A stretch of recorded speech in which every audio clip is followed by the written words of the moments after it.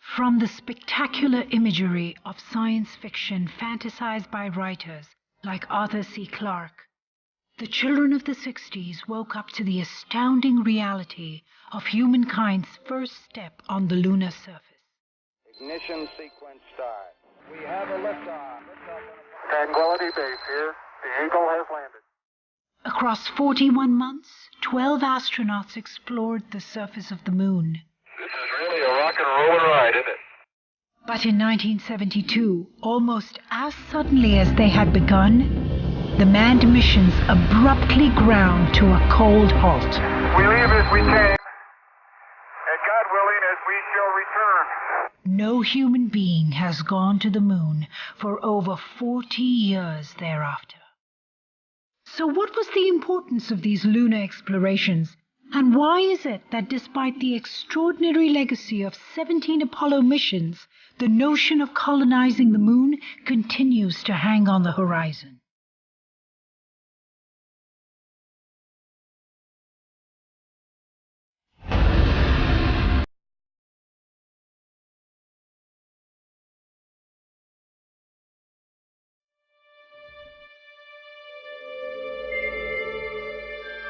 The moon landing in 1969 was undoubtedly an iconic moment. But it was in 1903 that the Wright brothers undertook their first moonshot, transforming a seemingly preposterous idea into a reality that shaped the 20th century. So what defines a moonshot? How does one propel the imagination and stretch a notion beyond the ordinary? It took thousands of years to break our bond with Earth and make the first powered flight. But it only took 66 years to take the next giant leap and accomplish the once unimaginable feat of putting a man on the moon. Apollo 11 carried on board fragments of the original Wright airplane, sealed in a plaque that honored two of humankind's greatest flight achievements. When I think about why we humans like to explore, why we push the frontiers, I think we're genetically driven that way, and there's a reason for that. If we were not explorers, if we were happy just sitting at home, then if there was a disaster that occurred, we'd be wiped out. Our entire species would be wiped out. On the other side, there are the questions of exploration, which is more than just thinking about far-reaching locations in the universe. So you would like to know why they formed like this, and are there locations in the solar system where human beings can go, settle, explore, and also to make sure that the humankind has more than one place to habitat in this solar system. Earth, where we live, has 70% water on it. Moon is our closest neighbor, and finding water on the moon has been one of the most spectacular finds of the century. And that came from Chandrayaan-1. Understanding the moon will give humanity an understanding of how life evolved on Earth. And moon is so much part of our everyday life in India. As a country, India's fascination with space goes back almost 4,000 years to the Vedas. And in 499 CE, without any sophisticated instruments, Aryabhat, the ancient Indian astronomer, professed that the Earth spins on its own axis and that the moon revolves around the Earth. But would Aryabhat have ever imagined that one day man would actually set foot on the moon? Just like people at the beginning of the 20th century would never have imagined that one day air travel would be quite so routine. So that brings us to an interesting question. In the near future, do you think space travel will be as mundane as air travel is today?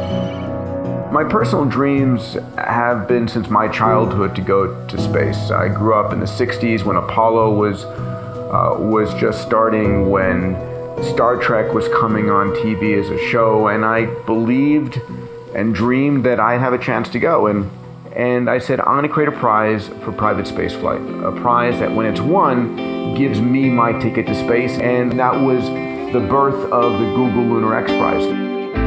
Today, we're challenging private teams from around the world to design and build robotic explorers and race them to the surface of the moon. The Google Lunar X Prize is the largest incentivized competition to date. Designed to seek breakthroughs in space, it offers a colossal $30 million as prize money. The reward will go to the first privately funded team that soft lands a rover on the moon within a stipulated deadline, then navigates it at least 500 meters and transmits high-definition mooncasts back to Earth. These people are trying to demystify this entire concept of a lunar exploration by taking it down to a small group of people, networking with the world community, and then trying to come out with a viable model. And within 36 months to 40 months, you can reach from practically nothing, you can reach the moon. I think this is exceptional. When the contest registration opened in 2007, the only prerequisite for a team to apply was a dream in their eyes and an inspired vision to break open the arena of space. One day before the close of registration in 2010, nearly 30 teams from across the globe had signed up for this audacious space race. But with an impressive self-reliant space program to boast about, India's absence from the start line was conspicuous. So I'm a computer engineer and I've been running a software services company now for over a decade and a half. But the dream was always to build something which goes, throws the ball out of the park. I'm an ex-fighter pilot with the Indian Air Force. Air Force, it primarily teaches you to live on the edge, to go after those dangers which are existing in a controlled environment. I'm an electronics and telecommunication engineer. From there, I have been a serial entrepreneur. Technology excites me a lot. I'm from Calcutta. Did my schooling there, and then I got into IT, and that's where I met Rahul. Now we have been doing all kinds of crazy things all along for more than 20 years, and some of them were successful, some of them were not. But 31st December 2010 will go down in history. One stormy night, we got to know about this competition, and we found out that there were a galore of teams, some 33 plus teams all across the world, and there was no Indian team in the competition. So we said we have to enter the fray. When the idea of going to the moon came up and we discussed this, it seemed like the next thing to do. And I think we ran out doing crazy stuff on planet Earth, so that's the next place to go. We kept, looking at how one could participate in this, how could India participate in this, and we felt let's just go ahead and put together our own team and try and make this happen. But because this was so big, we really didn't know what will work and what will not work. On December 31st, 2010, the closing day of the contest registration, these enterprising young men threw up their comfortable jobs, put together their life savings, and signed up to take their shot at the moon.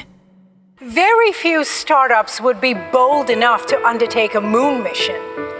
Headquartered in Bengaluru, India's aerospace hub, Team Indus is a group of non-conformist, unconventional dreamers who are racing against time to fulfill an audacious vision: to be the first privately funded enterprise to build and land a rover on the moon. For me, the moonshot began with first to overcome the fear and the anxiety and the uncertainty of even trying to do something like this. The challenges that we have is on technology fund, on convincing people that this is doable. First 2 years was a big struggle. To tell people about a fairy tale and make them believe in that is a humongous task. Mind you, it's more difficult to convince them to reach the moon. That is what we are finding now. I mean, almost every quarter, we will say, okay, let's survive the next quarter, and then we take a call of whether this is going forward or not. And in those months, out of nowhere, people would come forward, or somebody will help us out in something, get an access to something, and that helped us, grow and grow and grow and grow. To deliver a moon mission, Team Indus will need to charter a ride that costs about $25 million on a launch vehicle developed by ISRO. The PSLV will transport their lander into low Earth orbit, from where they will detach and coast to the moon. The funding required is $35 million, in which bulk of it is towards the launch vehicle that we need. The prize money on offer is far less than what it is going to cost any team to do this, and that's the challenge. The biggest if they need to find the money. Money, money, money. That's what makes everything go, and they need a lot of money.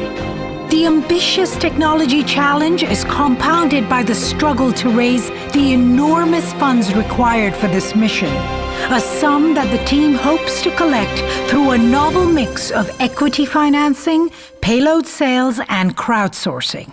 Well, X Prize is all about crowdsourcing of ideas.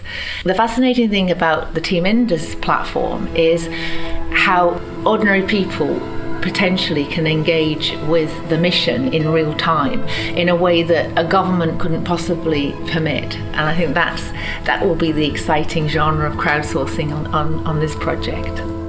World over, space exploration is a domain that has conventionally been managed by governments. Lunar programs like that of NASA and ESA notch up astronomical costs that expend the taxpayers' money. So the challenge was to reinvent space exploration by finding a way to do it on a budget. We believe that these things are all possible. It's really a matter of making it cheaper, faster, easier, automating it, making it something that not 100,000 government employees, but a dozen entrepreneurs can do. And I just wanted to find the top teams around the world who wanted to give it a shot. So this is a nice way of introducing the small guy who does not look at the big problems and solves the smaller problems and somehow bridges the gap. So it's end of the day, it's a problem. The problem statement is go from point A to point B, do it as efficiently as possible, as quickly as possible, and the least amount of money. Very rapidly, the original 4-member team multiplied to include a highly motivated group of budding aerospace engineers, some straight off campus, who are trying to achieve what only large governments with enormous budgets have done before. It's a very big competition that we are in, and we are representing India, so everything is very, very exciting when you work on a mission like this. So anything in space, anything small goes wrong, it might lead to catastrophic mistakes. So we ensure that even the smallest details, we look into it. I graduated my BTech in aerospace engineering from UPS Dehradun. The lander structure that you see over here, that's the structure that I have designed, and the biggest challenge is to land something where you don't know what your conditions are. I'm an aerospace engineer. I am doing finite element analysis on the entire structure. We have softwares where we can model the structure and apply those loads. And according to those stress levels, we can design our structure over and over again. I belong to a small town near Guntur, and I take care of the thermal subsystem at Team Indus. Thermal subsystem involves protecting the spacecraft against harsh environmental conditions. I was a very naughty kid. Even till date, my parents don't believe that I'm doing stuff like this. I'm working in the missions part here. I need to devise and deploy clever schemes. When the lunar lander comes close to the surface of the moon, then I need to ensure that it lands in a proper manner. I'm a BTech aerospace engineer from IIT Kharagpur. From then I'm working on the mission orbits.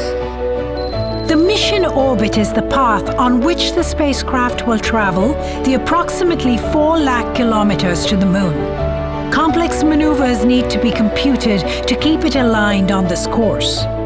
At 12 years of age, the youngest space ace in this crew is plainly defining his own orbit. PSLV is going to inject us into a highly elliptical orbit. As you can see here, it has a very high apogee, the highest point of the orbit, and it has a relatively low perigee. So I have to design the trajectory of the total mission, how it will go from the launch vehicle separation to descent orbit. This is the last phase of our prototyping, and we over the next 3 weeks should complete it. So we got a lot of work coming up. All teams need to start firing at the same time. This is it. Going forward, the biggest challenge that we foresee for ourselves is actually to reduce the mass of the spacecraft further. And this is only to be able to carry more scientific payload to the moon for any of the further experiments that we or the industry at large may want to conduct over there. Today we're just wiring up the rover. We're going to see how the rover reacts. We're going to be checking its voltage, its temperature. I'm pretty nervous, I'm pretty excited, both at the same time. We're going to see how the rover reacts to all the commands that we give. Let's see how it moves, and let's see whether the responses are as per what we expected it to be. The PSLV, as it launches, most of the loads will be taken by the chassis, so we have to redesign this part of it actually, the chassis. such that the rover can sustain all the heavy loads at the time of launch. The prototype you are seeing here, we are calling it ECA 4.4. It has to deliver on the lunar surface under 1/6 of gravity. The mast height has been chosen according to the imaging capability so that it can image all the obstacles ahead of us, and it will help to generate the digital elevation models. Once the Team Indus spacecraft touches down on the moon, the rover will be deployed to begin its mission. Much like a video game, designated drivers will steer it remotely over the uneven lunar terrain, while its 3-megapixel camera will stream pictures and video down to Earth. So we're looking at things people have not done earlier. We're looking at information which is not easily available, but designed by a group of young 21 to 26-year-olds. That's our team age. The days I come to work and nobody is signed in the register downstairs, and I wonder, how come no one's come in and it's full upstairs? Why? They've been there for 2 days, just sleeping there, eating, drinking with one project. So to me, they are a role model for a spirit which is important for this country to transform itself as a 21st century nation with its own importance in the community of nations in this world. Of the 29 teams that registered for the contest, only 18 remain standing in this surreal race to the moon. But Team Indus has an advantage that no other team has, for it rides on the triumph of India's indigenous space program, considered one of the finest in the world. In 2014, rocket scientists from India's premier space research agency drew global attention by injecting a spacecraft into the Martian orbit in their first attempt.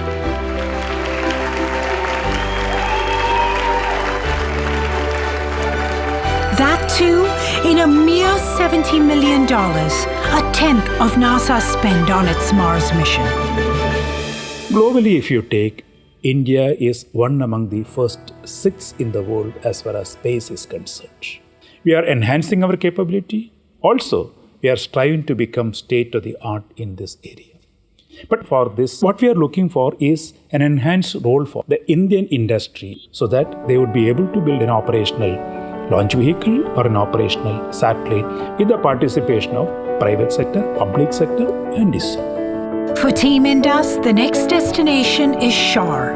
One of the best-known spaceports of the world, it has successfully launched over 40 foreign satellites and more than 100 space missions with the help of its expendable launch system, the PSLV. But despite this remarkable record to its credit, critics often argue that India's extraterrestrial outlays are not justified in a country where over 300 million people still live below the poverty line. This is the old question saying, when you can't cure the common cold, why are you going to the moon? The way to work on the common cold is to do high-order science that can enable you to get a vaccine that will take care of things like, metaphorically, the common cold, but malaria, tuberculosis, things which affect our country so seriously. And I do think, therefore, investment in high science and technology is part of solving the basic problems of this country. It is not an either-or. Space programs typically necessitate pushing the limits of technology and human endurance. They thus provide a unique environment for scientific innovation, results of which profoundly impact our daily lives. Well, we all think of space exploration, putting a man on the moon. And what's fascinating for me is everything that goes around that, whether it's new innovations in satellites, nano-satellites that could profoundly change the way we all communicate, the food that needs to be eaten on a mission, the clothes that need to be worn, the ripple effect of potential downstream innovations that can benefit everyone. That's what excites me. With their mission strategies and prototypes having passed some stringent tests, the coming 1 year is critical for Team Indus as it enters the high-risk phase of this mission. But in what can be seen as a significant endorsement of their ingenuity, in January 2015, the Indian team was awarded a prestigious milestone prize, along with a whopping $1 million. He keeps talking about the 83, World Cup. And we said that before that, cricket was another game that was played in India. And the fact that an Indian team went out there and said that, we can do it, and they did it, is something very similar to what we're doing. We're saying that first, let's look at the pinnacle of science and technology and engineering and let's compete at the world and see if we can win. And if they actually win that prize, just think of what it would mean to the thousands of scientists and engineers and technologists who dream of doing something as exciting and as monumental as this, because this is a huge grand challenge.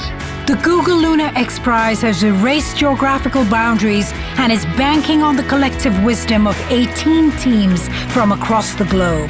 These gutsy new space entrepreneurs plan to go out lunar prospecting for valuable natural reserves, even while understanding the moonscape for possible human habitation. Humanity should now explore other locations so that the risk element related to a wiping out of the humankind, which has been so well evolved into the present state, can be avoided to a good extent. They're calling the moon the 8th continent, and that's where everybody wants to be. You could soon have people going in and out of the Earth orbit and going towards the moon, and then maybe going to Mars and maybe going beyond. I think in the future, instead of sitting in a train waiting to reach Delhi in 2 days, we'll be sitting on a spacecraft waiting to reach moon orbit. Spurred by the inherent desire to discover, the next generation of dreamers and explorers is all set to take their giant leap. Being the only Indian team in this prestigious global competition, Team Indus is confident that they will aspire, believe, and create a legacy. We have the talent, we have the caliber, we have the initiative, and we have the motivation, and we have the patriotism.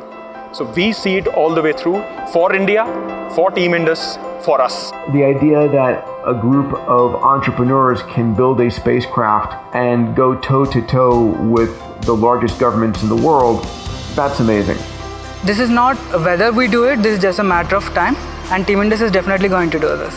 It's just great to see a team of young Indians take up a challenge of this magnitude, and you're competing with the rest of the world, but in many ways you're competing with yourself to say, hey, we can do it. We're going to be there before anybody else. Everyone here realizes that you're making history here. And I think that's what drives people the most. I think it would be extraordinary if Team Indus put the Indian tricolors on the surface of the moon. This is the first time you're seeing an entrepreneurial effort in space research, which is what Team Indus stands for. And I think when they win, India wins. So this is a moonshot. Hopefully it's not a long shot. We're going to try our best to get it there. A few years down the line, I would like to look up on the moon and tell my friends and my family that we put something out there. The countdown to ignition has begun and the excitement is palpable. Team Indus has succeeded in putting India on the highway to the moon and is all set to create an epic future for us. Who knows, maybe one day soon we'll be looking up at the moon to see lights blinking down at us. After all, colonizing the moon no longer seems like such a long shot.